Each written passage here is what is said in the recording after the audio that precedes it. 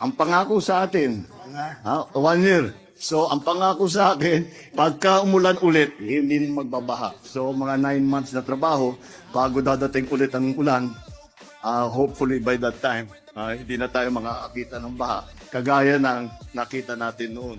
Dahil lahat ng nakaharang, lahat ng barado na labasan ng tubig, ay yun ang lilinisin at hindi na mababara. Pag may dadaanan na yung tubig palabas. Kaya yan ang project natin. Okay, I'm sure pagbantayan ninyo, tignan ninyo kung ano yung nagiging progreso at nakakasiguro ako na malaking tulong itong ginagawa na.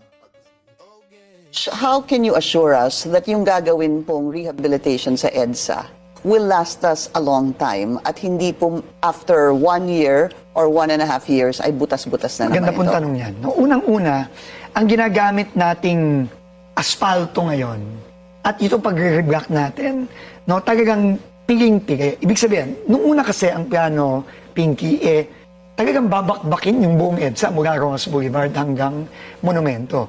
Yan, tinanggihan ng Pangulo yan. Sabi niya, find the better way para hindi naman mahirapan ng mga kababayan natin and find better technologies that other countries are using already. So, yan ang pinilit natin gawin. No? Talagang yung mga engineers natin naganap ng bagong paraan. At ito na yon, no? Yung bagong paraan, gumagamit tayo ng mas matibay na aspalto na ginagamit lang sa Pilipinas ngayon sa ating mga expressway, sa mga sa NLEX, SLEX, Skyway, SCTEX, etc. at sa mga runway sa mga airport. A few moments later.